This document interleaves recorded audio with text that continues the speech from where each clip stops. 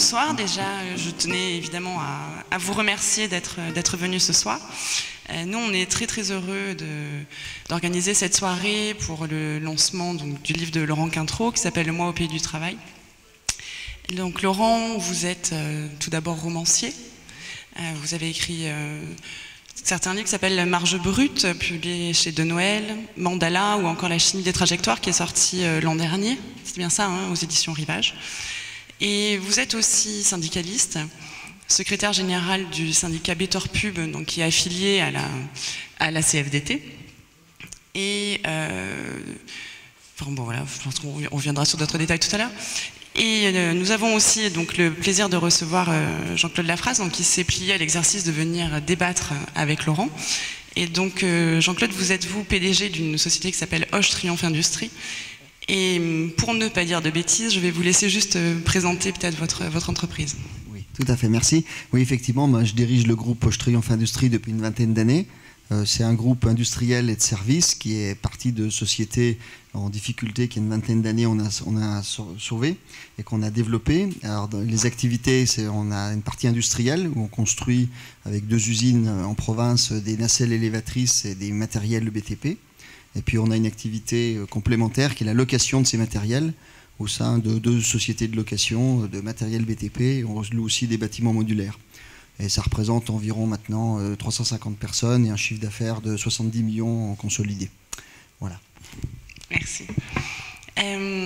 Donc, je vais juste vous présenter un petit peu le livre de Laurent Quintreau, donc, qui s'appelle « Le mois au pays du travail », qui a été publié aux éditions Plein Jour. Je vous montre la couverture qui est très très belle. Du coup, votre livre s'inscrit quand même dans un débat aujourd'hui où on parle peut-être de plus en plus du travail dans les médias. On entend, enfin, surtout ces dernières semaines, que ce soit de la remise en cause des 35 heures, que ce soit de la simplification du code du travail qui est mis en débat, du fameux pacte de responsabilité et des derniers conflits sociaux donc, qui ont un peu défrayé la chronique. Mais votre livre ne se veut pas du tout être un livre de statistiques. Loin de là, c'est un livre qui repose sur l'humain, principalement.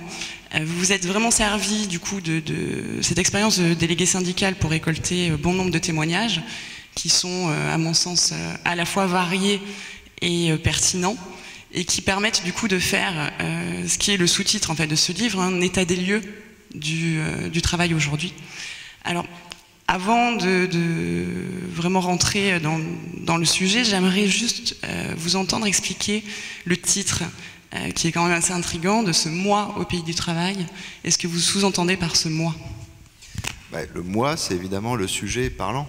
Qu'est-ce qu'il a à dire sur le travail, sachant comment est-ce que ça s'articule cette chose-là, hein, qui est le moi, c'est-à-dire mon intimité, mon intériorité, mes perceptions, mes sensations, etc., tout ce que la philosophie a longtemps développé, et comment ça s'articule avec cet ensemble de contraintes qui pousse ce moi justement à fusionner avec autre chose en permanence. Et de plus en plus, puisque avec les nouvelles normes, etc., qu'on développe en permanence dans tous les domaines, on est amené à de plus en plus sortir de soi. Donc comment ça s'articule, comment ça se métabolise ce machin-là? C'est souvent douloureux, et dès lors que c'est douloureux, on peut en parler, et les gens en parlent. Il y a 3 choses on va dire 3 choses qui apparaissent, 3 structures principales hein, dans ces témoignages. La première, c'est le cadre. Un cadre totalement asymétrique. C'est l'asymétrie, on va dire, qui définit la relation de travail. Alors, je vais peut-être avoir des contradicteurs, mais cette asymétrie, c'est quoi? C'est un contrat de travail hein, entre l'employeur et l'employé, et à un certain moment, si l'employeur peut licencier l'employé, l'employé peut difficilement licencier l'entreprise. Donc c'est déjà, il y en a un qui donne des ordres, l'autre qui les reçoit, l'un qui est censé respecter des horaires de travail, un règlement intérieur, etc., l'autre non. Donc ça, c'est la première chose, ce cadre asymétrique. Deuxième chose, qui n'est pas consubstantielle au travail, hein, mais qui est de plus en plus prégnant, c'est les process. Donc la deuxième partie, prisonnier des process, où on assiste de plus en plus à une espèce de bureaucratie kafkaïenne qui s'empare de tous les domaines de la vie au travail, des machins qui vous demandent de valider dans tous les sens tout et n'importe quoi, et qui font perdre un temps infini, et tout un tas de services qui vous sont offerts en nombre infini, hérissés de mots de passe qui vous empêchent d'accéder à cet infini, qui procure en revanche une espèce d'infini de déplaisir, de frustration, voire même d'exaspération. Donc ça, c'est la deuxième chose qui apparaît dans le travail. Et la troisième, c'est une espèce de ce que j'ai appelé les utopies nécessaires. C'est finalement, il y a quelque chose dans l'être humain qui est extrêmement adaptable. On s'adapte finalement à tout, quasiment à tout, pas tout à fait à tout, mais quasiment à tout. Et même dans cet entrelac de contraintes, on peut trouver des motifs d'épanouissement dans le travail. Voilà un peu les trois choses qui apparaissent au fil des personnes que j'ai été amené à rencontrer. Merci. Jean-Claude, vous vous êtes plié au jeu du coup et vous avez lu le livre de Laurent. Est-ce qu'on peut avoir votre avis sur le livre ? Tout à fait. Déjà, il est vraiment remarquablement écrit, et avec des expériences variées et très très bien décrites. Ce qui m'a frappé, pour lancer un peu le débat, c'est que, mais c'est un peu votre fonction qui fait ça, c'est que c'est surtout des problèmes que vous avez rencontrés, et le travail n'est pas que le lieu des problèmes et des affrontements. C'est vraiment la première chose. C'est vrai que, comme on le disait tout à l'heure, on parle des trains qui arrivent à l'heure, mais on n'en parle pas justement. Il faudrait peut-être en parler un peu, parce que c'est aussi quelque chose qui peut être, où le travail peut être une source d'épanouissement. Et moi, j'ai beaucoup d'exemples dans ce domaine, dans les sociétés dont je m'occupe. C'était pas forcément l'objet du livre. Ça l'est un peu souligné. Vous en avez parlé dans la dernière partie, qui ouvre un peu sur des expériences positives. Et c'est un petit peu ce qui m'a gêné, c'est que ça ne soit pas un peu contrebalancé là-dessus avec ces expériences positives qui peuvent aussi montrer que le travail n'est pas, même s'il y a ce rapport asymétrique dont on reparlera et sur lequel je ne suis pas tout à fait d'accord, c'est peut être aussi des expériences enrichissantes et valorisantes. Mais justement, parlons-en peut-être tout de suite de ce cadre asymétrique, parce que finalement, peut-être que voilà, tous les deux vous évoluez aussi dans des milieux qui sont un peu différents. Enfin, j'imagine que les gens que vous voyez dans la fédération du Better Pulse, c'est plutôt un peu les nouvelles économies, les nouveaux métiers. Et vous qui êtes plus dans un métier du bâtiment, est-ce que vous avez une vision de cette relation patron-salarié qui diffère complètement? Quelle est la vôtre, Jean-Claude Lafrasse? Moi, la nôtre, c'est que c'est quand même, un rapport librement consenti entre l'employeur et le salarié. On se met d'accord effectivement sur un travail, sur des horaires, sur des contraintes, sur une rémunération. Mais c'est un accord qui est conclu à deux, alors qu'il est dans un cadre réglementaire qui existe, qui est respecté, mais c'est un accord entre une entreprise et une personne.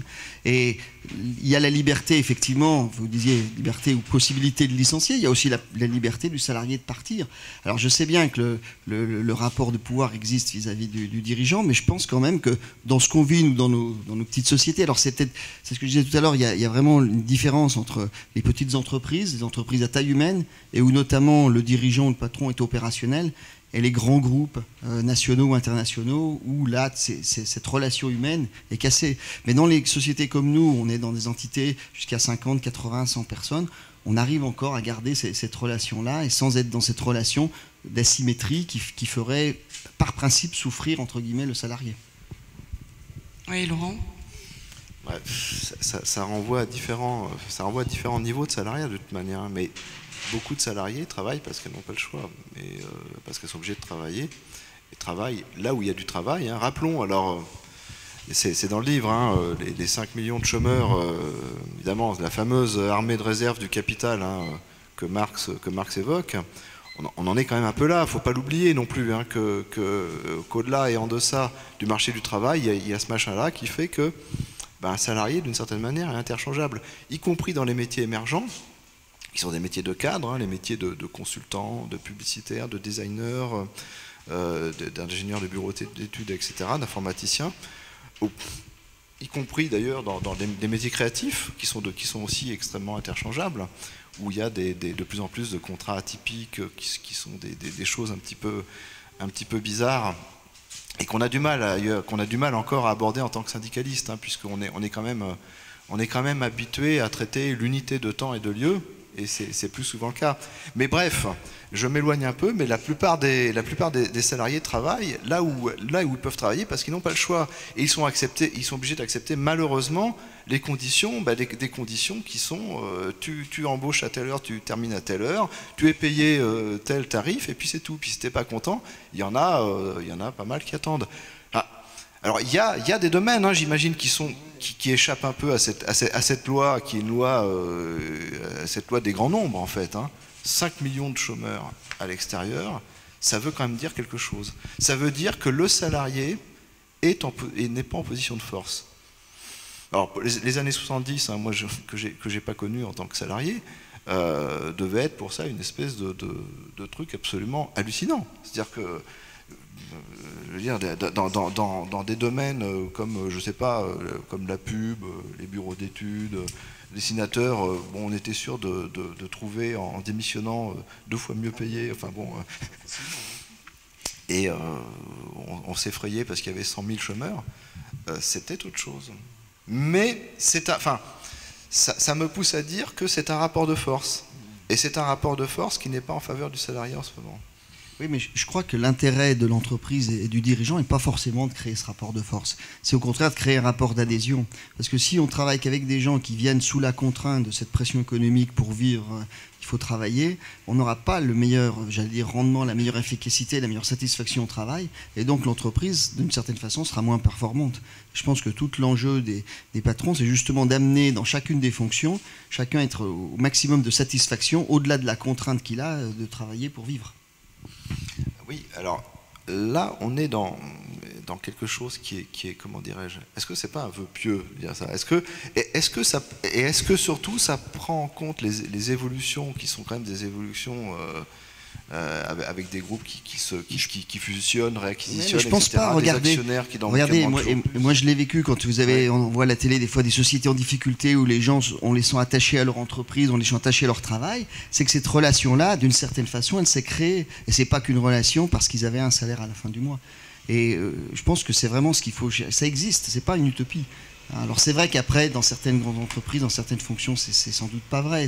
Et l'interchangeabilité, vous en parlez, est-ce que c'est forcément une bonne chose? Moi, je pense pas. Parce que quand on arrive à construire une relation dans le temps avec un salarié, quel qu'il soit, c'est là que sa performance va s'améliorer s'il est dans cet état de satisfaction dont je parlais tout à l'heure. Et l'intérêt est commun, l'intérêt est conjoint. Et c'est, je pense, tout le sens du management qu'il faut avoir, pour moi, c'est de créer ces conditions qui font à la fois la satisfaction du salarié, sa fidélité et la performance de l'entreprise. Alors, c'est marrant parce que moi, ces gens-là, j'ai tendance à pas trop les rencontrer. Alors peut-être qu'ils m'évitent. C'est votre fonction. Mais non, mais attendez, on le voit dans le livre. Hein, attendez, quand tu me vois, ils s'enfuient en courant. Ben voilà, vous tombez sur des cas de gens qui ont été en conflit ouvert avec leur management, leur hiérarchie, et qui viennent vous voir comme bouée de secours pour défendre leurs droits ou leur donner des solutions pour se défendre, puisque souvent vous dites ça s'est fini au prud'homme et ça a duré 6 mois, 2 ans avec transaction. Et ça, croyez-moi, c'est, par certains, j'allais dire pervers, mais les histoires de conflits de prud'homme, c'est vraiment, j'en ai vécu quelques-uns, c'est très désagréable à vivre. Personne ne peut être attaché à ça. Il faut toujours mieux trouver des solutions avant si elles sont possibles. Mais c'est vrai que cet état-là, vous ne l'avez pas pu le rencontrer, puisque vous rencontrez surtout des gens qui viennent de problématiques où ils ont subi un préjudice, vécu une insatisfaction ou un rapport de conflit en interne dans leur fonction. Mais il y a des exemples cités dans le livre qui ne sont absolument pas... Pardon. Je recommence. Oui, donc il y a beaucoup de situations dans les livres qui ne sont absolument pas liées au départ à des conflits frontaux, on va dire, entre un patron et un salarié. Il y a beaucoup de situations de ce qu'on pourrait résumer, de craquage, en fait, tout simplement, parce que il y a quand même des énormes mutations aujourd'hui dans le monde du travail qu'il faut prendre en considération. Et notamment les nouvelles technologies qui permettent d'être joignables en permanence, et la sphère entre le privé et le public est en train de complètement de ne plus exister. Du coup, comment aujourd'hui on peut aussi considérer ces relations-là dans l'entreprise en dehors, je veux dire, du simple conflit. C'est vraiment des gens qui sont vraiment habités par leur travail, hein, il y en a quelques exemples là-dedans, mais qui ne peuvent plus supporter la situation. Du coup, aujourd'hui, on commence à peine à parler du droit à la déconnexion, par exemple. Qu'est-ce que vous en pensez d'ailleurs de ce droit à la déconnexion? Est-ce que vous pensez qu'aujourd'hui, vu le train où va les choses, est-ce que c'est réalisable? Moi, je pense que c'est souhaitable parce qu'on ne peut pas effectivement avoir un rapport sinon asymétrique, mais du moins d'aliénation qui oblige à une connexion permanente à son travail. Je ne pense même pas que ce soit souhaitable. C'est comme les gens qui travaillent trop dans une journée. Là, après, on a une loi des rendements décroissants. Si on crée un stress permanent, on aboutira à une moindre performance d'une certaine façon. Donc je pense que ça doit exister. Sinon, effectivement, ceux qui cherchent à avoir une connexion permanente, là, on retrouve le rapport de soumission d'asymétrie. C'est vous êtes avec moi, vous devez être journée permanente, de répondre en permanence. Non, je ne pense pas qu'il faut l'exiger. Je pense qu'il y a un équilibre qui doit se trouver. Alors, est-ce qu'il peut se trouver par la réglementation ou par un modus vivendi qui se trouve en accord entre les gens dans chaque société, ce qui est un peu ce qu'on vit aujourd'hui. Je pense que ça serait d'ailleurs ce qui serait à souhaiter.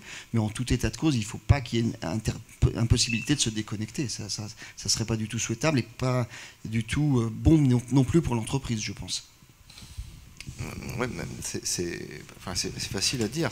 Le droit de la déconnexion, je connais bien parce que c'est l'organisation syndicale à laquelle j'appartiens qui l'a signé sur la convention collective des bureaux d'études, qui dit en substance qu'aucun salarié ne peut être sanctionné parce qu'il n'a pas répondu à une injonction par mail, etc., en dehors du temps de travail. Bon, ça c'est très très bien. Maintenant, comment est-ce que vous empêchez le salarié lui-même de ne pas obéir à ses propres injonctions? J'entends par là qu'il y a un délitement. Alors ça, c'est dû aux fameux 5 millions de chômeurs dont je parlais tout à l'heure. Il y a un délitement du sens de la limite qui fait que souvent, on n'a pas conscience d'être au-delà de ses forces en termes de travail. Et il y a des personnes qui nous viennent alors qu'il est trop tard, alors qu'on est dans un état presque comateux. Voilà. Là, je ne peux plus bouger, qu'est-ce qui se passe? Bon. Oui, mais d'ailleurs, on parle maintenant dans les nouveaux mots qui sont utilisés de les risques psychosociaux. Le burn-out qui commence à être considéré quand même comme une maladie du travail. Est-ce que ces maladies, on va peut-être mettre des guillemets, mais sont vraiment des maladies du monde moderne, ou est-ce que c'était quelque chose dont on ne parlait pas avant? Comment vous voyez évoluer les choses? C'est pas la pénibilité au travail n'est pas franchement quelque chose de nouveau. Il suffit de relire des gens comme Marx ou même bien avant. Et les Grecs déjà parlaient d'hubris, parlaient de cette espèce d'absence de sens des limites qui faisait que je me cramais moi-même et que je pouvais m'épuiser. Alors c'est vrai qu'on a du mal. Mais ce qui est paradoxal aujourd'hui, c'est qu'on aurait vraiment les moyens que tout aille bien. Puisque en termes de productivité, etc., il y a tout ce qu'il faut. Et on en est à une situation de fragmentation et surtout de situation où l'élément igné, au sens où on parle du feu, est complètement prédominant dans l'économie. Le burn-out, c'est le feu qui crame tout. Et ça renvoie à la fameuse hubris grecque qui n'obéit pas à la loi hippocratique des 5 éléments qui doivent s'équilibrer, enfin des 4 éléments, pardon, l'eau, l'air, la terre, le feu. L'être équilibré, c'est celui en qui chaque élément vit à part égale. L'eau lui donne la fluidité, la terre la stabilité, le feu le dynamisme, et puis l'air, ça lui donne une certaine forme d'abstraction. Et là, on est dans uniquement l'enthousiasme. D'où évidemment ces espèces de maladies chroniques qui sont des maladies de l'économie finalement. Mais qu'on retrouve, on a en tout cas dans la pensée grecque une forme d'éclairage sur ces choses-là qui est assez intéressante. Et on parle beaucoup du coup, en parallèle en fait de ce burn-out aussi, de l'épanouissement au travail. C'est quelque chose qui maintenant semble être très important, mais est-ce que c'est réellement le rôle de l'entreprise et le rôle du travail d'apporter un épanouissement personnel?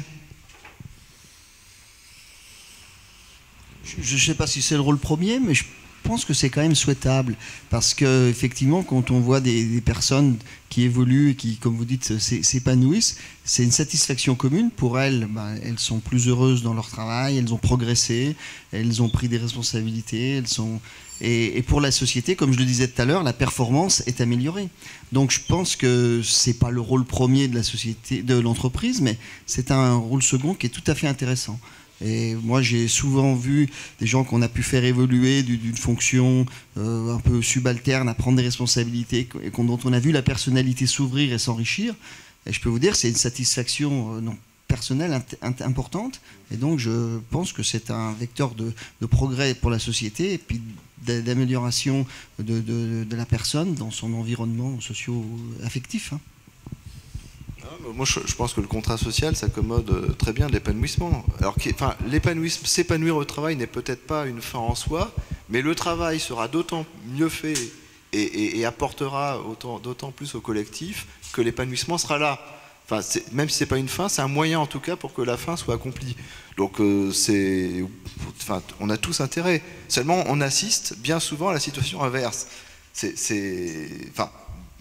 Bien souvent ou parfois, trop souvent. Chacun a ses lunettes. Chacun a ses lunettes. Trop souvent. Oui, parce que ce qu'on a du mal à entendre parfois dans tout ce qu'on entend dans les médias et dans le rapport qu'on a des conflits, c'est que peut-être que bien souvent l'amélioration des conditions de travail des salariés peuvent être un réel bénéfice pour une entreprise. Est-ce que vous avez déjà été confronté à ce genre de solutions qui ont réellement amélioré votre entreprise? Oui, tout à fait. Tout à fait. C'est vrai que par exemple, quand on avait repris, il y avait un bureau d'études qui était avec des outils anciens, sinon complètement obsolètes, où on a amélioré, on a investi dans une informatique moderne, on a fait de la formation sur des nouveaux logiciels en 3D ou en éléments finis. Et je peux vous dire que les gens, ça s'est ressenti dans les performances des travaux qui étaient effectués, dans la qualité du travail, et c'était un effet direct de l'amélioration des conditions de travail directes. Et est-ce que c'est quelque chose que vous arrivez à faire entendre dans les négociations que vous avez, je pense assez régulièrement, justement avec des patrons, quand vous assistez à des entretiens entre des patrons et des salariés? Est-ce que c'est un message que vous arrivez à faire passer? Il faut souvent faire preuve de pédagogie, parce qu'on est souvent dans une forme de pensée à court terme, enfin de projection trop à court terme. Mais c'est vrai que le coût par exemple de la pénibilité est énorme en termes je veux dire, même pour la sécurité sociale, pour tout ce qu'on veut, c'est carrément énorme. Et en termes il y a tout un tas d'externalités négatives qui sont même inquantifiables. Donc, la pénibilité, ça c'est un vaste sujet. Alors maintenant, on est en pleine actualité. Il y a une loi, je ne sais pas si elle va être appliquée, qui est sortie sur la pénibilité, par contre, qui crée un environnement. On a voulu réduire le réel à un texte, et comme le réel est très complexe, on n'y arrive pas, et on crée un enchevêtrement administratif qui va encore complexifier la vie et pas forcément améliorer la situation des gens concernés. Enfin, c'est mon avis. C'est quand même un début de quelque chose, cet accord pénibilité. C'est-à-dire qu'à un certain moment, on est bien obligé de constater que certains salariés ont été exposés à des substances nocives et de faire qu'il y ait une automaticité de la réparation. Hein, on peut parler de l'amiante, hein, par exemple, dont on sait depuis longtemps, dont on connaît depuis longtemps la nocivité. Et il a fallu un certain temps pour que toute la machinerie administrative, médico-administrative prenne le relais. Ah non, ça sur l'amiante, il n'y a pas de débat. Hein. C'est sûr que là, il y avait un vrai danger mortel. Et est-ce qu'on peut peut-être juste faire un petit point justement sur cette loi pénibilité? Est-ce qu'on peut expliquer un peu plus clairement, parce qu'il me semble avoir lu qu'il y avait un certain nombre en fait de risques qui avaient été considérés faisant partie de cette loi de pénibilité, mais aujourd'hui il n'y en a que 3 ou 4 qui sont réellement reconnus. Est-ce que c'est bien ça, ou je suis complètement... Je sais qu'il y a le bruit, dans les risques en fait, le travail de nuit, effectivement, les produits chimiques. L'exposition à des substances chimiques, etc. Bon, mais effectivement, mais l'accord pénibilité, c'est quoi? C'est un compromis. C'est un compromis, et comme beaucoup d'accords qui sont signés entre le patronat et les syndicats, ce sont des compromis. C'est-à-dire, c'est des choses qui ne correspondent pas. Oui, ça correspond. Le compromis est une bonne chose. Oui, le compromis est une bonne chose. C'est pas évidemment, chaque partie n'a pas tout ce qu'elle voulait. Mais ça, c'est tout à fait normal. C'est tout à fait ce qu'on constate au quotidien en tant que syndicat. Et ça s'appelle, tout simplement, à un certain moment, reconnaître qu'il y a un truc qui s'appelle le principe de réalité. Voilà. Qui me dit que mes désirs ne sont pas les rois du monde. Ouais, du coup, on peut peut-être rebondir là-dessus, et justement avec des propos comme ça assez appuyés sur le rôle des syndicats aujourd'hui. Alors c'est une vaste question, mais je vais affiner un petit peu. On a quand même aujourd'hui peut-être de moins en moins de salariés qui sont syndiqués, ou pas, enfin voilà, un peu par rapport à d'autres pays. Comment les syndicats sont reçus au sein des entreprises et comment les entreprises perçoivent les syndicats quand les syndicats arrivent dans les entreprises. Voilà, comment le syndicat arrive à trouver sa place au sein de l'entreprise. Le sujet du syndicat, c'est vrai, je vois dans les sociétés chez nous, à part une où il y avait un syndicat qui existait il y a 25 ans qui est resté, on n'en a pas. Et les gens ne sont pas demandeurs. Alors la raison, je sais pas moi de faire l'analyse, mais ce qu'on ressent, c'est que les syndicats français, par leur histoire, et surtout certains, sont dans l'opposition systématique et pas non plus la recherche du compromis. Ce qui fait qu'en n'ayant pas de compromis, ils ne négocient pas d'accords qui pourraient bénéficier à leurs éventuels adhérents, à l'inverse de ce qu'on voit par exemple en Allemagne. Donc je pense que ça c'est une des raisons. Les gens ne voient pas l'intérêt direct réel qu'ils auraient à payer une cotisation qui est quand même pas négligeable, donc ils présentent une part de leur revenu pour un gain qui est pour eux relativement hypothétique. Alors après, ils ont tendance à réagir quand ils sont dans des situations extrêmes ou de conflits, comme on voit, à se retourner vers le syndicat, mais c'est plus en tant que roue de secours, plutôt dans un sens constructif, où ça va améliorer mes conditions ou ma position dans mon travail. Alors moi, je reprendrais quand même l'image des trains qui arrivent à l'heure et qu'on ne voit pas, hein, et dont on constate absolument pas la ponctualité. C'est-à-dire que les syndicats font tout un tas de choses qui sont absolument invisibles et le font en permanence. Hein, on est dans les salariés, en faisant le rôle de médiateur, en négociant des augmentations de salaire, tout un tas de choses dans les branches. Au niveau interprofessionnel, on gère quand même une part non négligeable du PIB, hein, entre les retraites, l'assurance chômage et toutes ces choses-là, bon, qui sont quand même essentielles, hein, au collectif. Là, c'est vrai que le souci qu'on a en France, c'est, on se pose la question, pourquoi adhérer à un syndicat quand tout va bien ? Et c'est ça qui doit changer. Hein. Bon, il y a des pistes de toute manière de part et d'autre pour que ça change. Mais effectivement, on devrait adhérer à un syndicat, non pas quand ça va pas, mais pour que ça continue à aller. C'est-à-dire, on est plus dans évidemment, pour que ça aille mieux. On n'est pas que dans du curatif, on est dans du préventif. On est je sais pas, cogestion, je sais pas ce que ça veut dire, puisque si je fais ça, je charrie un concept que je ne connais pas, puisque je n'ai pas travaillé en Allemagne. Donc, mais en tout cas, avoir un autre éclairage sur la chose syndicale, oui. Nous ne sommes pas que dans l'opposition, puisque de toute manière, si le juridique n'est pas une fin en soi. C'est pas automatique, le juridique, c'est comme les antibiotiques. Et du coup, j'avais une question peut-être un peu plus personnelle, Laurent, mais c'est par rapport à tous ces témoignages en fait, hein, qui sont dans le livre.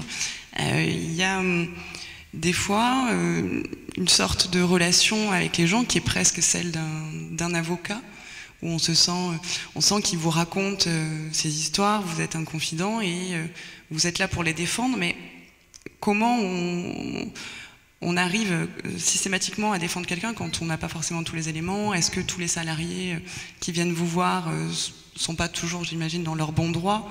Voilà, quelle place vous avez, vous, avec ces salariés? Alors justement, je ne suis pas un avocat. Il y a dans cette salle d'éminents avocats. Je n'en suis pas un. Et mon rôle n'est pas de me substituer aux salariés dans ce qu'ils pensaient de sa défense. Je suis pas là pour ça. Je suis là d'abord pour l'aider à mettre cette situation en perspective, à l'aider à se défendre, certes. Bon, puis de toute manière, là, je parle un peu dans l'abstrait parce que ça dépend quelle casquette je prends. C'est-à-dire que là, ce livre, il y a plusieurs casquettes. Casquette de secrétaire général du BETER, de conseiller du salarié, de délégué syndical, etc. Donc, mais le salarié n'est pas toujours, au regard du droit, de toute manière, le salarié n'a pas toujours raison non plus. C'est-à-dire que là, dans le cadre est asymétrique. Et souvent, là aussi, il se cogne aussi, il se fait des bosses au cerveau. Oui, c'est sûr, parce qu'on voit parfois, avec le droit du travail, le code du travail qu'on a, effectivement, il y a aussi des salariés qui sont de mauvaise foi et qui essayent de bénéficier de toutes ces astuces du droit du travail et des différentes juridictions pour tirer la couverture à eux. Et donc, ils ne sont pas toujours de bonne foi. Et c'est bien un peu ce qui fait que quand on est chef d'entreprise, c'est ce qu'on dit. Mais c'est vrai que c'est parfois un peu stressant, je vais dire, d'embaucher quelqu'un en se disant est-ce que potentiellement c'est pas cette personne-là qui va m'attirer dans des conflits qui peuvent me coûter des sommes très importantes. Et la question elle est importante. C'est pour ça qu'on essaie de faire vraiment très attention à la personnalité des gens pour pas se retrouver dans ce genre de choses, parce que ça c'est vraiment problématique. Et c'est humainement, moi qu'en ai vécu quelques-uns, pas trop, mais quand même beaucoup trop déjà, c'est humainement difficile à vivre. Hein. Mais c'est pas la part la plus... Enfin, ça ne devrait pas être la part essentielle du syndicalisme. Justement, la part essentielle du syndicalisme, c'est de négocier des mieux-être pour le collectif. Et non pas une défense systématique parce que le méchant patron il a fait ceci ou cela. Ce qui ne serait pas arrivé si en amont on avait été présent pour éviter justement que ça se passe de cette manière-là. Oui, mais pour que ça fonctionne, c'est ce que je disais tout à l'heure, il faut que les syndicats aient une attitude ouverte et de négociation. Si on a une attitude de systématiquement défendre les situations acquises, c'est-à-dire d'être une forme de conservatisme en fait. Les choses ne peuvent pas évoluer. Vous parliez des nouvelles technologies, ça amène des nouveaux comportements au travail, ça amène des nouvelles choses. Si les syndicats, et pas le vôtre, mais j'en connais d'autres qui sont comme ça, disent il y a une situation acquise, c'est un droit et éternellement ça restera comme ça, on crée des situations de conflit qui vont d'ailleurs contre l'intérêt des sociétés. Hein, et c'est comme ça qu'on voit des sociétés qui peuvent disparaître. On parle d'Air France en ce moment. C'est certain que s'ils ne se bougent pas un petit peu, il y a une concurrence et au bout d'un moment, l'État lâchera et ça finira par sauter. Donc c'est des enjeux importants. Il ne faut pas être bloqué sur les choses. Maintenant, il faut des choses équilibrées et négocier. Mais il vaut mieux négocier les choses que de subir les contraintes économiques quand elles tombent, parce que là, il n'y a pas de choix. Non, mais il y a un slogan, hein, CFDT, qui dit mieux vaut former que licencier. Donc c'est assez clair. Hein, on est dans l'anticipation, et y compris dans certaines entreprises hein, où parfois les patrons ont du mal à anticiper. Hein, il y a aussi, on a plein d'exemples hein, partout. Où il leur faudrait des syndicalistes un peu visionnaires qui leur disent attention, là il va y avoir un petit écueil, il y a un truc qui s'appelle le virage digital par exemple, ça c'était il y a quelques années où il y en a plein, il y en a quelques-uns qui l'ont manqué, ça s'est un peu vu, il leur manque des syndicalistes éclairés et ça ce serait pas mal aussi que ça se développe de ci de là. Alors ça suppose aussi que de la part des entreprises il y ait moins cette espèce de peur de la pieuvre bolchevique, hein, le couteau entre les dents. C'est-à-dire qu'il y a toujours ça un petit peu. Oui, à cause des comportements que je décrivais, mais on serait à la limite, moi je vois dans les sociétés qu'on a nous, il n'y a pas de syndicat, mais il y a des délégations du personnel, mais moi j'aime bien assister et discuter avec eux, parce qu'effectivement, ils sont source d'idées. Alors peut-être pas sur des grandes manœuvres stratégiques, mais quand même, sur un fonctionnement quotidien, sur des idées de productivité, ils sont source de propositions. Mais c'est parce qu'on n'a pas justement cette casquette d'opposant systématique qui viendrait obérer toutes ces idées qui pourraient être créatrices de richesse et d'intérêt commun. De toute manière, je crois qu'on est tous les deux d'accord sur quelque chose, et syndicalistes comme patron devraient être d'accord, devraient être marxistes, en reconnaissant au travail une capacité essentielle, celle de transformer l'homme en transformant le donné, et de faire que de toute manière, il y a du progrès. Là, on est tous d'accord, on est tous marxistes. Bon. Oui, mais voyez, mais vous parlez de progrès, c'est le sens du marxisme qui avance. Aujourd'hui, les syndicats, on voit plus, je vous dis, défense de statuts acquis qui ont été créés pour certains en 1945, alors une situation économique qui est complètement différente d'aujourd'hui. Donc c'est là où il y a une opposition entre ce marxisme progressiste, qu'on va dire, qui amène vers le mouvement, et puis la réalité où on défend des situations acquises parce que ça génère des conforts et des rentes de situation bien agréables. Mais voilà. Inversement, on trouve des comportements aussi scandaleux. Hein, parfois, quand on désigne, enfin, moi en tant que secrétaire, on désigne parfois des délégués, etc., dans les entreprises, hein, des personnes qui sont pour les élections et qui se font licencier alors que ça se passait très bien, etc. Il y a aussi des comportements qui sont totalement inadmissibles. Ça, c'est des patrons aussi qui sont doctrinaires, pour qui, comme vous dites, tout représentant est un garde rouge en puissance qu'il faut éliminer. Hein. Ça, c'est sûr que c'est le procès d'intention, ça, je dirais. Dont le but est évidemment de faire couler la boîte. Ouais. Sinon, c'est pas drôle. Là aussi, et de la part des patrons, c'est qu'on introduit une dimension, on va dire politique, au mauvais sens du terme, qui obère tout l'intérêt commun des salariés et de la société. Mais en même temps, les termes qui ressortent le plus, moi je trouve aujourd'hui quand on entend des patrons parler, c'est quand même coût du travail, charge patronale. Enfin, on a l'impression qu'il y a quand même une vision du salarié qui est un poids pour l'entreprise, très régulièrement. Et c'est vrai qu'on a rarement ce discours de finalement de l'employé qui crée de la valeur. Parce que si on paye un salarié, c'est bien pour qu'il crée de la valeur derrière. Donc est-ce qu'il n'y a pas aussi peut-être une vision du salarié à complètement changer et enlever peut-être cette idée de coût du travail? C'est qu'on réduit beaucoup à l'économie et aux chiffres. Et c'est vrai que c'est plus facile d'étudier des statistiques que d'étudier l'évolution personnelle et l'intérêt humain des salariés. Pourtant, c'est une dimension importante. Mais c'est vrai que la compétition dans laquelle permanente on est ramène beaucoup aux chiffres et aux coûts. Et dans les analyses statistiques ou les billets économiques qu'on lit dans les journaux, on parle surtout de chiffres. Et l'humain est réduit, les salariés sont réduits à un coût dans les comptes de résultats. Donc, même si c'est une réalité économique, cette dimension humaine est complètement négligée et c'est bien dommage. C'est vrai que dans votre livre, il n'y a presque pas de chiffres. Moi, je trouve que c'est un bel exploit, de parler du travail sans parler de chiffres. Est-ce que c'était vraiment une volonté de pas du tout rentrer dans le domaine de la statistique? Vous vous souvenez de cette réplique de Jean Gabin dans le Président, c'est sur ce film là, sur la dévaluation du franc Poincaré. Et les chiffres, alors on lui donne tout un tas de chiffres sur le franc qui dévalue, c'est la catastrophe, etc. On va tous vers la faillite, la France va vers la faillite, et les chiffres, c'est comme le langage des fleurs, les chiffres, on leur fait dire n'importe quoi. Donc voilà, les chiffres, donc effectivement, c'est un livre sur le travail où il y a quasiment aucun chiffre, rien. C'est ce qui en fait d'ailleurs un des intérêts. C'est assez littéraire finalement. C'est même très littéraire, je souligne. Je me suis dit, tiens, je vais écrire un livre très 19e finalement. Voilà. Très balsacien. Voilà, là. Bon, mais ça, c'est un très très bon mot, je trouve, pour peut-être conclure un peu et laisser peut-être la place à des questions, parce que c'est quand même un sujet un peu plus passionnant. Donc si vous avez des questions, je fais passer le micro, n'hésitez pas.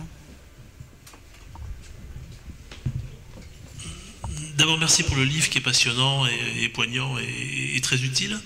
Alors, une question, est-ce qu'on ne parle pas d'un monde de relations du travail qui est en train de disparaître, un moment où la moitié des jeunes veulent être leur propre patron, où on a des centaines de milliers d'auto-entrepreneurs, où on voit des start-up avec des hordes de stagiaires, et là je parle en tant qu'ex-cadre indépendant depuis 6 ans.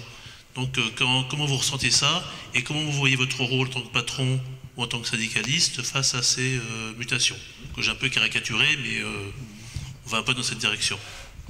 Ouais, effectivement, ça fait partie des nouveaux défis du syndicalisme, c'est de prendre en charge toutes ces nouvelles franges de salariat qui sont tous les contrats dits atypiques. Qu'est-ce qu'on fait des portés, des salariés portés, des auto-entrepreneurs, comment est-ce qu'on syndique tous ces gens-là? C'est une vraie question. C'est vrai qu'on n'est pas forcément... C'est moins facile. Évidemment, c'est moins facile que de syndiquer des gens quand il y a une unité de temps, de lieu. Bon voilà, la fameuse... je ne vais pas parler de l'usine, où il y a une personne et quand on voulait voir le patron, c'était à tel étage, etc. C'était dans le bureau, c'était beaucoup plus simple. Là, il y a une fragmentation. Il y a une fragmentation du salariat qui fait que c'est beaucoup plus difficile. Mais on s'y attelle. Et à un certain moment, on va arriver. Mais dans le livre, il y a des salariés un peu atypiques. Il y a ce salarié qui a eu une trentaine de travail et qui promène les chiens, tout ça. Enfin, c'est qui est une espèce d'auto-entrepreneur un peu fou. Il y en a. Parce que ça fait partie. Il y a plein de personnes qui ne veulent plus d'ailleurs rentrer dans le cadre d'un contrat de travail, du CDI, etc. Il y en a plein qui disent je préfère gagner un peu moins bien ma vie, mais d'être mon propre patron. Ah non, tout à fait, ça c'est une tendance, on est au début, et qui va effectivement profondément modifier les sociétés. On n'y est pas encore bien préparé, on ne sait pas encore où ça va nous mener, mais il est certain que peut-être, ce côté peut-être très réglementaire du contrat de travail en France, peut-être c'est pour ça que ça amène les jeunes générations avec les nouvelles technologies à refuser ça, et à dire je n'ai pas envie de cotiser pour des caisses de retraite, de chômage, j'ai envie d'autogérer ça. devenir un peu un système un peu comme on a un peu plus aux États-Unis. Ça va être une grande réflexion dans les années à venir là-dessus. Peut-être que les sociétés seront un jour non plus avec des salariés, mais avec une dizaine ou une centaine de contrats avec des auto-entrepreneurs qui géreront eux-mêmes leur propre revenus. Et c'est peut-être une tendance sur laquelle il faudra réfléchir. Alors là, ça modifiera complètement le fonctionnement. Il y a eu un jugement en Californie qui est extrêmement important sur quand à un moment on a parlé d'ubérisation de la société, c'est-à-dire que les travailleurs sur leur temps libre qui deviennent chauffeurs de taxi, etc., qui deviennent tout ce qu'on veut finalement. Bon, il y a quand même une cassation qui a montré qu'il y a une relation de subordination et que donc il y a une relation de travail. On ne pourra quand même pas faire totalement n'importe quoi. Je ne pense pas que la fragmentation va nous mener à un éparpillement total. Dès lors que chaque personne, de toute manière, peut aller au tribunal pour faire reconnaître un lien. Alors c'est un lien de subordination ou c'est un lien de subordination économique ? Après, Je pense qu'il n'y aura pas forcément de conflit, ça pourrait être des accords librement consentis dans le cadre d'une nouvelle relation et pas forcément dans le conflit. C'est peut-être ça qui va arriver. Mais on n'en est qu'au début. Ma première remarque, c'est le fait qu'ici, on parle comme s'il n'y avait plus d'industrie.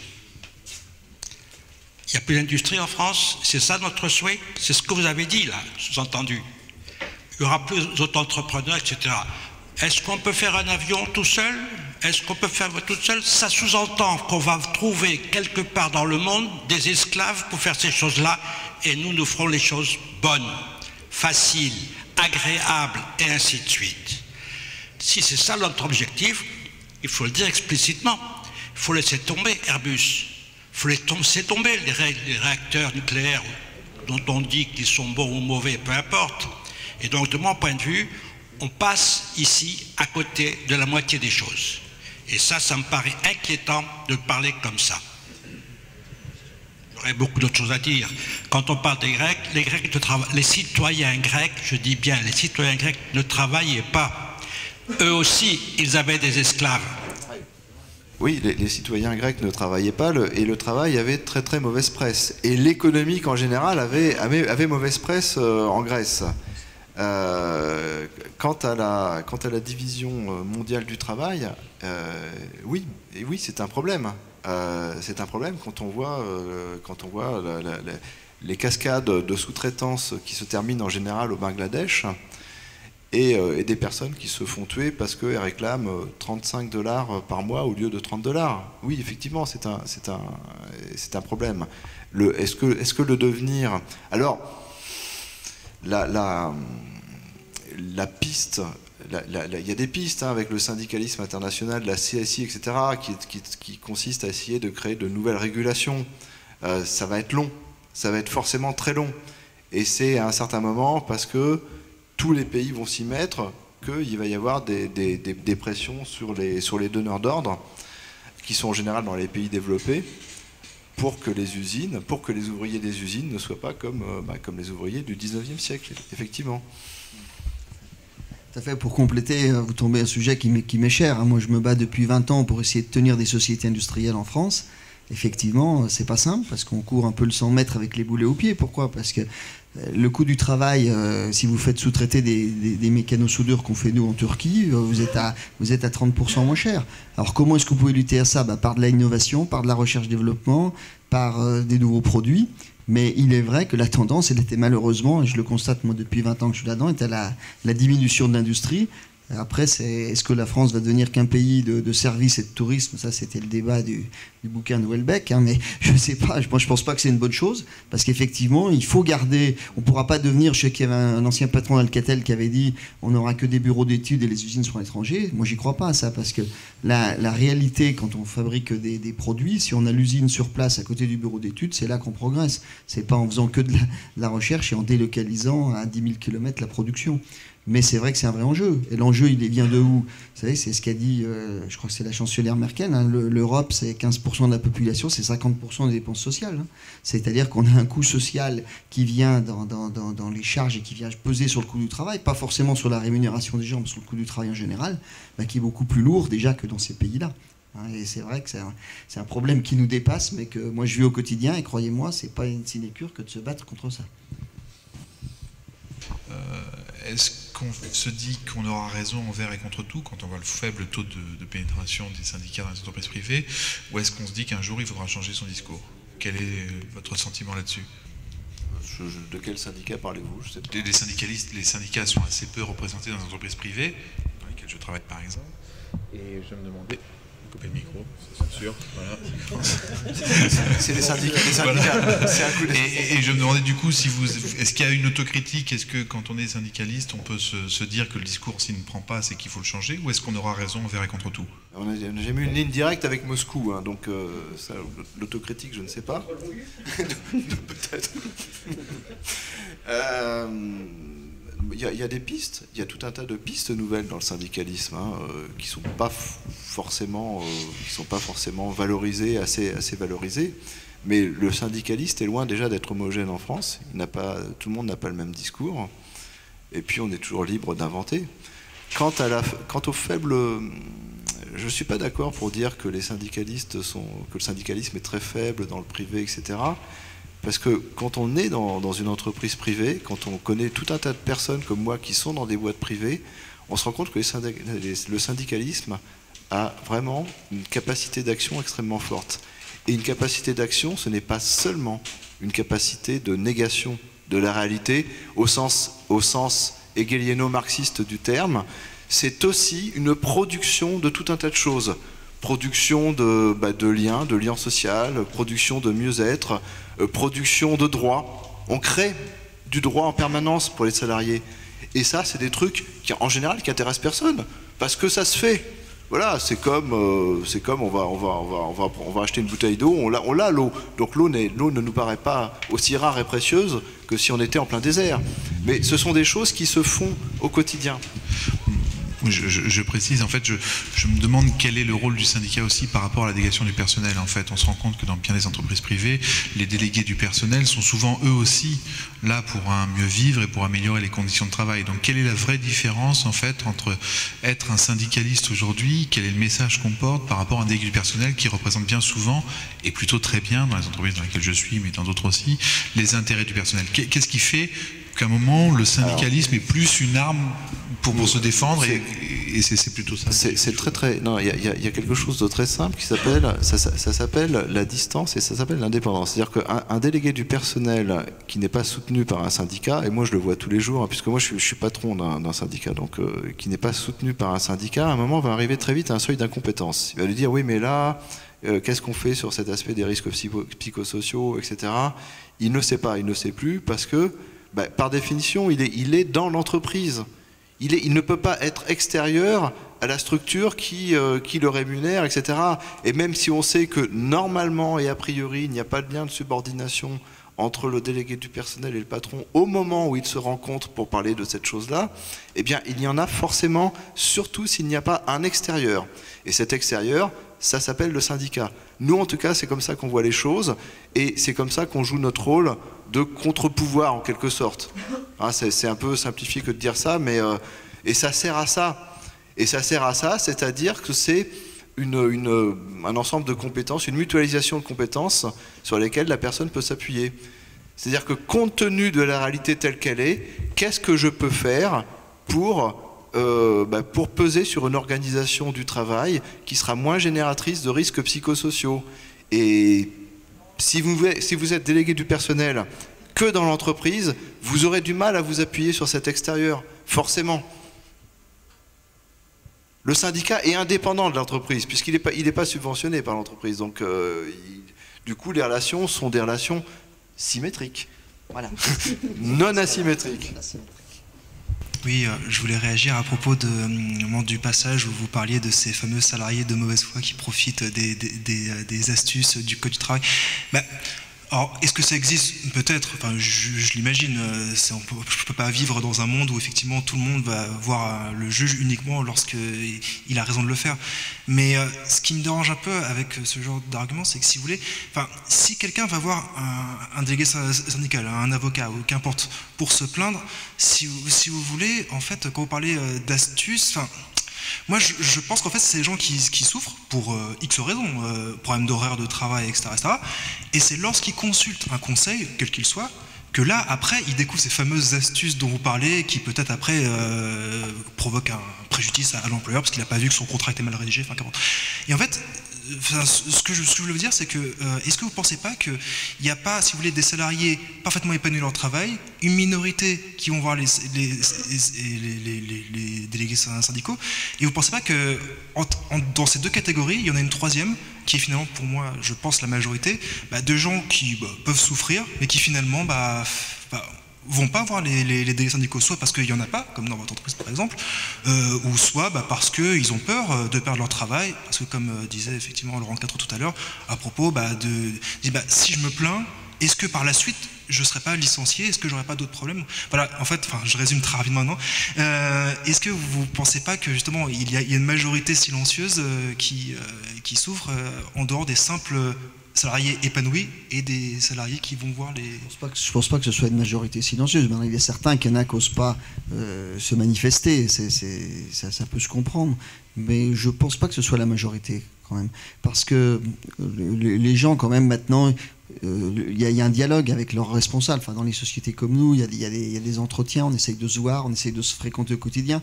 Et que si vous avez cette fréquentation quotidienne, les problèmes, vous les ressentez et vous essayez de les traiter. Alors quand ils ne se traitent pas, effectivement, là, les gens vont se retourner vers tout un arsenal réglementaire. Ou après, soit parce qu'il y a vraiment un problème objectif, soit des fois par vengeance. Les gens vont profiter, vont se mettre en arrêt de travail, ils vont prolonger par un accident du travail, après ils vont faire une contre-visite. Enfin, il y a tout un arsenal, et je peux vous dire, pour l'avoir vécu, ça existe. Après, des gens qui se plaignent pas du tout, j'en ai pas vraiment conscience que ça soit une majorité, ça c'est sûr. Et quand il y a une relation véritable au quotidien, je pense pas que ça existe. Par contre, je nuancerais ça, toujours le phénomène des grandes sociétés, où là, il y a cet éclatement du management avec la direction qui fait que les gens sont un peu atomisés dans des cases, et vous pouvez avoir effectivement ce genre de souffrance qui peut exister, mais là, moi, j'ai moins connu, puisque je suis pas dans ces grandes sociétés-là. Après, sur le côté éthique des choses, moi, j'ai pas grand-chose à dire, parce que vous avez dans tous les domaines de la vie, des gens honnêtes, malhonnêtes. Vous allez dans la rue, il y a quelqu'un qui vous fait voler votre sac, puis il y a des salariés honnêtes, il y en a des malhonnêtes.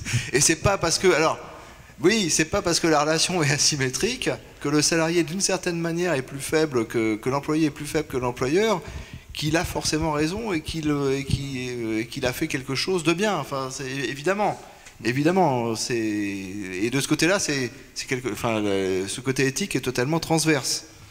Oui, tout à fait. C'est vrai que quelqu'un qui veut tricher, vous savez, quelqu'un qui dit qu'il ne veut pas aller travailler, il dit j'ai mal au dos, c'est impossible de démontrer le contraire. Donc s'il ne vient pas travailler, vous ne pouvez rien faire. Vous pouvez le savoir, mais vous n'avez aucun moyen d'action. Donc vous voyez, là-dessus, c'est asymétrique. Alors moi j'ai juste deux petites remarques. La première c'était sur la question de tout à l'heure par rapport au fait que les syndicats ne sont pas forcément très puissants en France, parce que ça m'énerve un peu qu'on dise que les syndicats allemands sont puissants. En Allemagne, si vous n'êtes pas syndiqué, vous n'avez pas les mêmes droits. C'est pas le cas en France, donc ça explique quand même beaucoup la grosse différence. Donc première petite remarque. Et la deuxième c'est par rapport au fait de savoir si un salarié a raison ou tort. Je dirais que malheureusement, peut-être, je pense dans beaucoup de cas, le salarié a raison, disons, dans un point de vue de justice pure, et que parfois il a tort, disons, juridiquement, parce que le code du travail n'est pas qu'un poids pour les entreprises. Parfois c'est aussi compliqué pour les salariés, parce que vous avez beau faire des heures supplémentaires, si vous ne pouvez pas les prouver devant la juridiction prud'homale, vous n'aurez pas raison. Et donc c'est pour dire aussi que parfois les salariés ont tort juridiquement, mais c'est pas pour ça qu'ils ont tort totalement dans le fond des choses. Et voilà, c'était un petit peu les remarques. Oui, en fait, j'aurais aimé savoir, donc la question s'adresse à vous deux, j'aurais aimé savoir ce que vous pensez de l'augmentation déjà du travail flexible et de l'augmentation du travail flexible dans les entreprises. J'entends par travail flexible du travail des CDD, de l'intérim et des missions, ou voire peut-être même maintenant, bientôt comme en Angleterre, des contrats 0 heure. Voilà. Je voulais savoir ce que vous pensez de l'état actuel des choses, qui est quand même, moi que je constate dans mon entreprise, qui est une grosse entreprise du CAC 40. Et donc, voilà, qu'est-ce que vous pensez de cette évolution? Qu'est-ce qu'on va faire de tout ce salariat, finalement, qui n'est pas vraiment un salariat en tant que tel, puisque finalement, enfin moi ce que je constate en tout cas dans mon entreprise toujours du CAC 40, c'est que les CDI sont en forte diminution et les CDD et l'intérim et tout travail flexible en fait augmentent. Voilà. Moi je pense que c'est pas du tout souhaitable d'avoir une société que de CDI ou d'intérim. Je pense que ces sociétés du CAC 40 qui pratiquent comme ça sont en réaction économique purement financière par rapport au coût potentiel des CDI quand il y a des problèmes de séparation ou quand il y a des droits acquis ou quand il y a des anciennetés importantes acquises. Et le fait qu'ils ne puissent pas sortir du CDI facilement parce que c'est quand même assez contraignant fait qu'ils ont recours à des CDD en cascade ou des intérims en palliatif à ça pour justement ne pas avoir à affronter le coût potentiel de se séparer de quelqu'un. Mais je pense que c'est un débat actuel, je crois qu'il devait être lancé. Si on assouplissait un peu le carcan aujourd'hui du CDI, on aurait moins de recours au CDD ou voire de l'intérim, parce que ça permettrait d'avoir une flexibilité plus grande, tout en, je pense, servant l'intérêt des salariés, parce qu'aujourd'hui, ils n'ont que des CDD, et dans le cas contraire, ils auraient quand même des CDI qui pourraient avoir des clauses de rupture moins compliquées que celles qu'on a aujourd'hui. Moi, je suis toujours navré, évidemment. On est quand même attaché au CDI. Alors c'est marrant parce que quand je dis ça, j'ai l'impression de dire c'est comme l'horrible monstre à combien 3669 pages, là, le Code du travail. J'ai l'impression de dire quelque chose d'un peu archaïque. Mais non, le CDI doit être quand même la norme, doit être quand même la chose majoritaire. Enfin, ça me paraît évident. Enfin, donc, je ne sais pas trop quoi dire, moi. Si ce n'est qu'on est toujours dans le problème de la variable d'ajustement. Mais... Est-ce que vous deux, vous avez envie de rajouter quelque chose ? Moi, je trouve vraiment très bien qu'il y ait cette rencontre assez peu fréquente, enfin pour moi en tout cas, avec un syndicaliste et moi-même qui suis dans la direction d'entreprise. Et je trouve qu'au vu de ces échanges, il y a des points de convergence qui existent. Et ce qu'on voit, c'est que quand le dogmatisme cède le pas au dialogue, on arrive à trouver, je pense, des choses constructives. Et c'est ce que je pourrais souhaiter qu'il se développe un peu plus dans les entreprises et la société française en général. Des paroles sages, c'est bien. Eh bien, je pense qu'on va pouvoir arrêter là. Et moi, je voulais juste terminer quand même pour vraiment rappeler que le livre de Laurent Quintreau est un livre formidable. Voilà. Et redire encore que, en plus d'être intéressant, il est vraiment très très bien écrit. Donc voilà, donc n'hésitez pas, c'est un vrai livre qui pose des vraies questions et ça fait un bien fou. Je vous remercie en tout cas déjà tous les deux d'avoir joué le jeu et à vous d'être venus. Voilà, on va pouvoir boire un petit coup maintenant.